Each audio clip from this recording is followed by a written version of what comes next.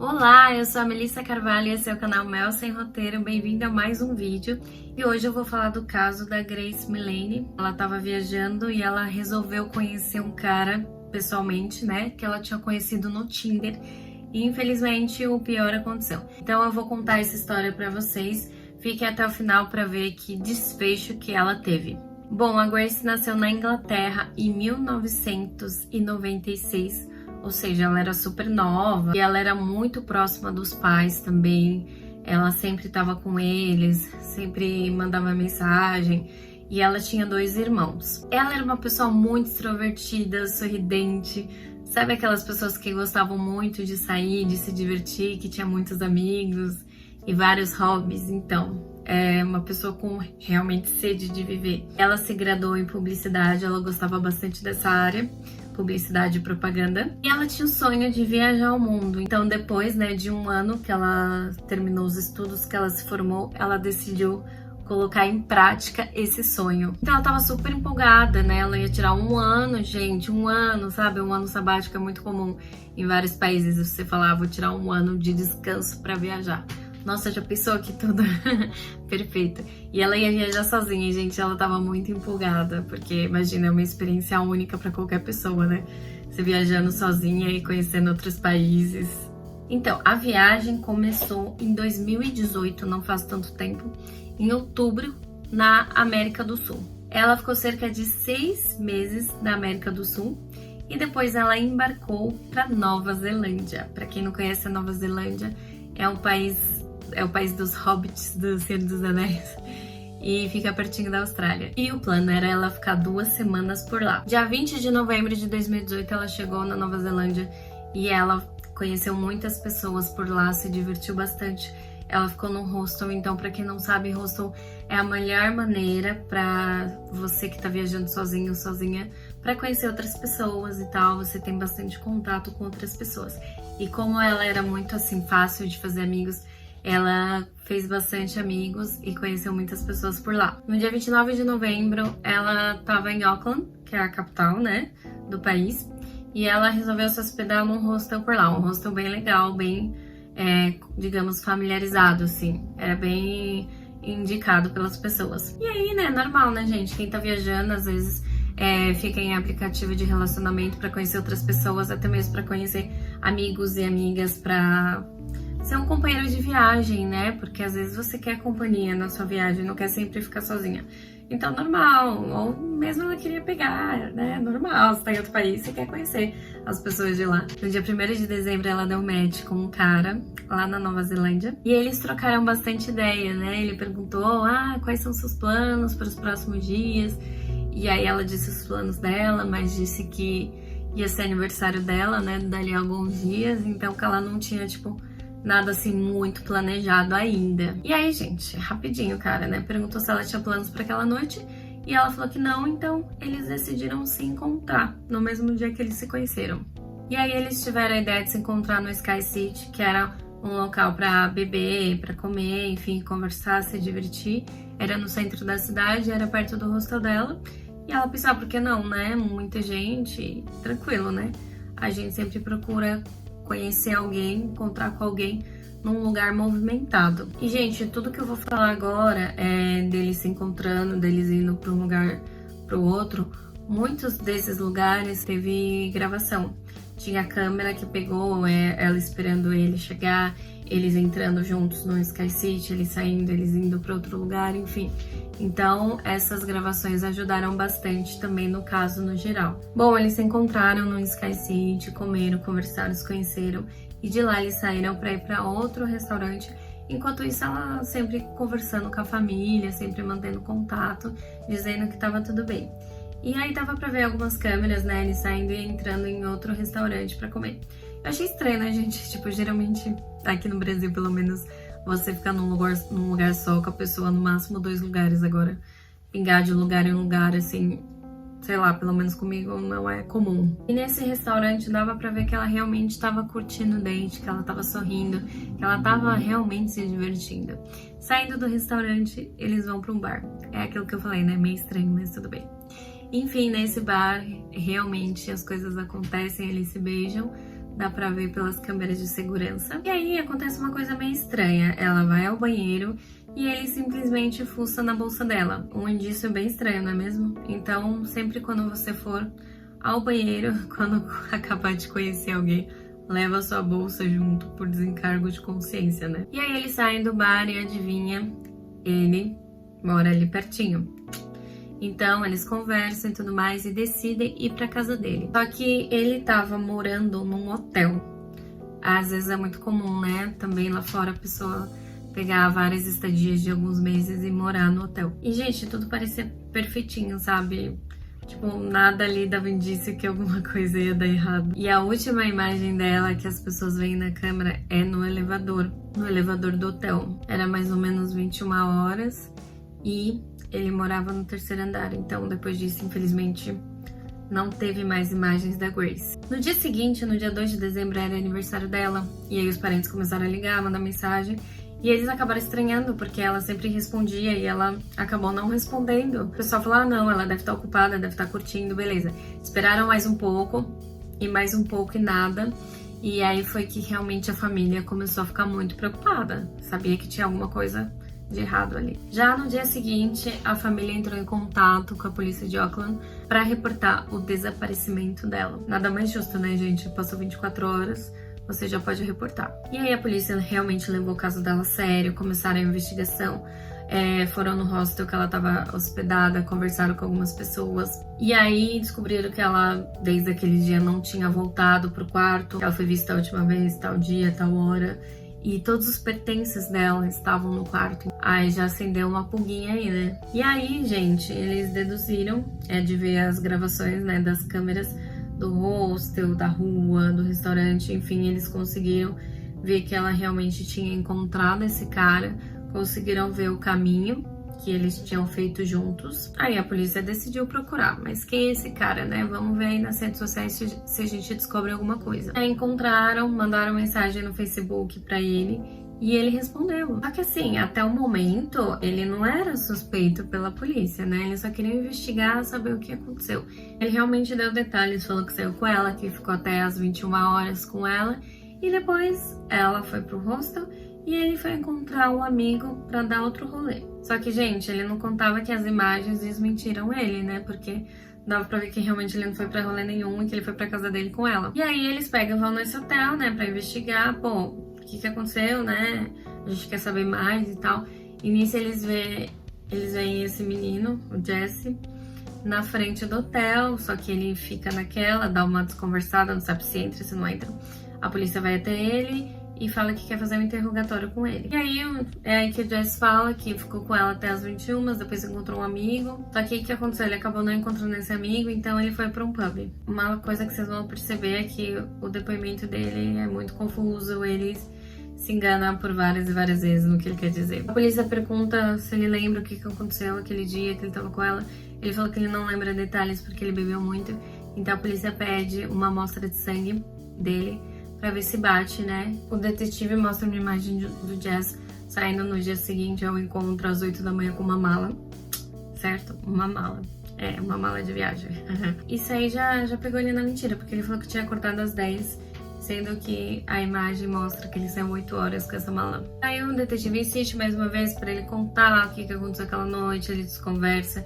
Enfim, ele acaba sendo liberado porque realmente eles não têm nenhuma prova contra ele. E aí investigaram o quarto dele e, tipo, não tinha evidência nenhuma que a Grace podia ter estado lá. Enfim, tava cada vez mais difícil. Complicado, né, gente? Porque fica sem saber, meu Deus, o que aconteceu, o que fizeram, será que foi ele, será que não?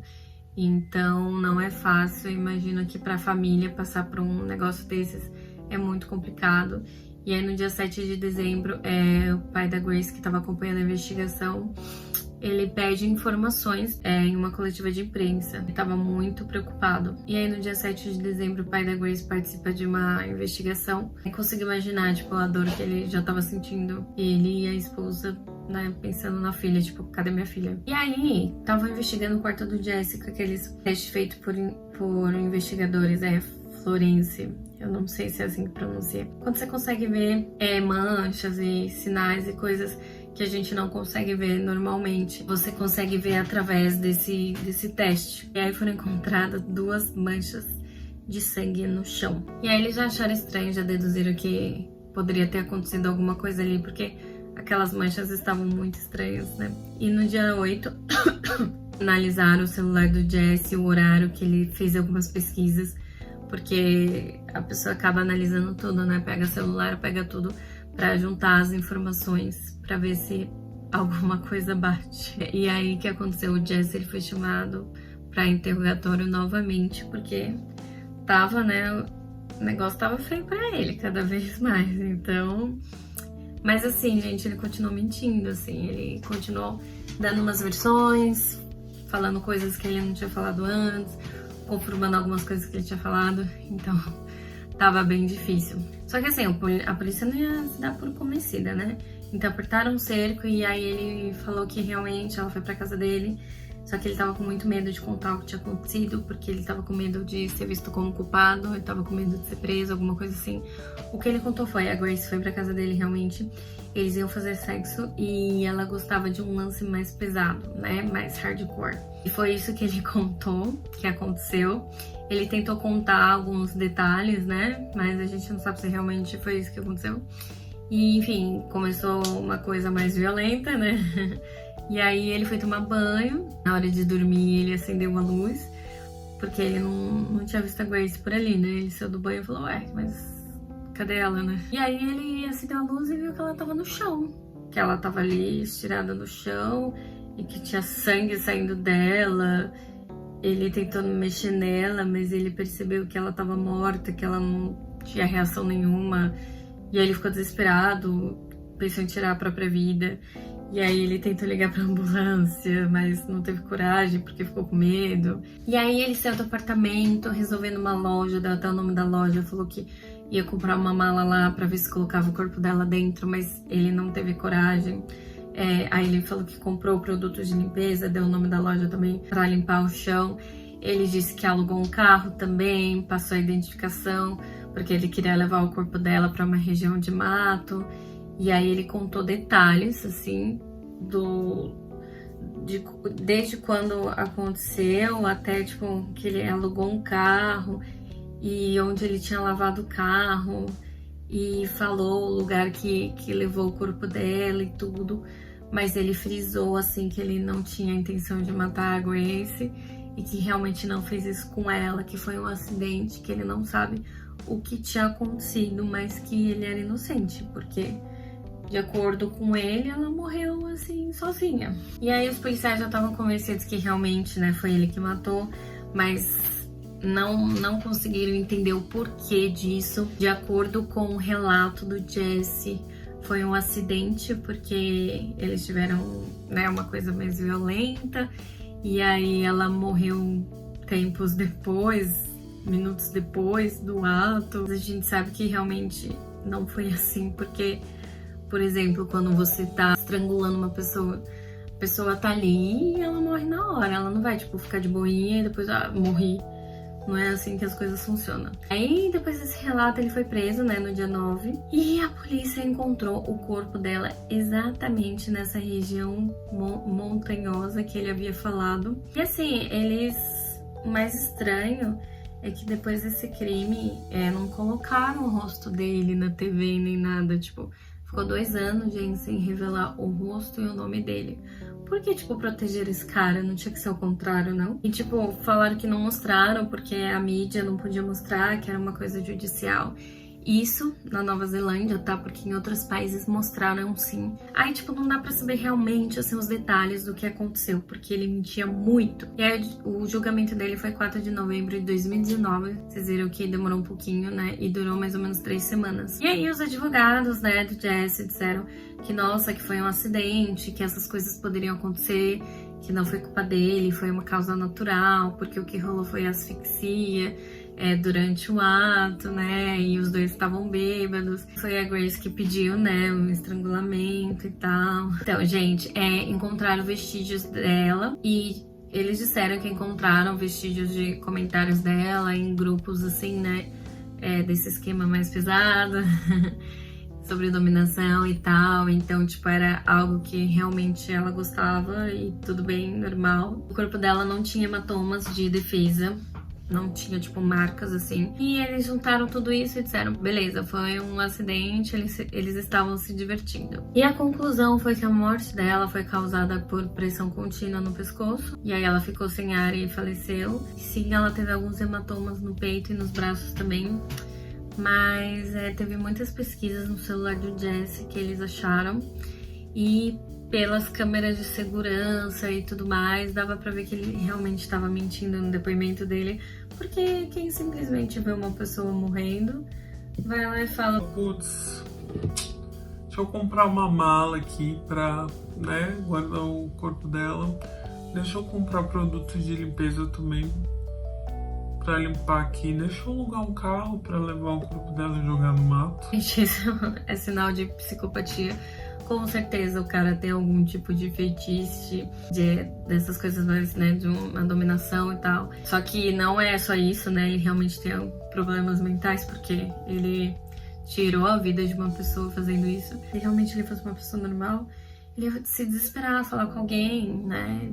Ninguém vai comprar uma mala, gente. Como é que você vê isso como algo normal? Enfim, todos esses indícios mostravam que realmente ele estava mentindo. Ele chegou a tirar fotos das partes íntimas dela, sei lá. E, gente, olha que bizarro. Parece que ele vive disso, porque no dia que ele conheceu a Gracie, ele tinha encontrado uma outra menina do Tinder. E, gente, olha que bizarro. Aquele dia ele chegou a ver outra mina do Tinder. E ela foi interrogada e ela disse que ele tava com uns assuntos estranhos, né? De morte, de crime, de esconder corpo, uns assuntos assim, bizarros, né? Um dia depois do que ele fez com a Gracie. Então, assim, quem tá desesperado, quem tá com medo, vai ao encontro no outro dia. Ai, gente, não faz sentido algum. No final dos contos, o júri disse que o Jesse era realmente culpado. Em fevereiro de 2010, ele foi condenado à prisão perpétua. E nisso, né, ele foi recebendo várias outras acusações de estupro e outros casos em relação ex-namoradas deles e tal. Ou seja, ele já não tinha a ficha legal aí, já tinha aprontado bastante. E, pra variar, ele nega todas essas acusações, mas tem muitas provas contra ele, então ele não teve sucesso algum. Então, gente, vamos lá aos fatos. É perigoso encontrar pessoas desconhecidas? Sempre é, né, gente? Mas ela tava em outro país, tava se divertindo, e ela queria se divertir, queria conhecer gente nova, direito dela, todo mundo faz isso.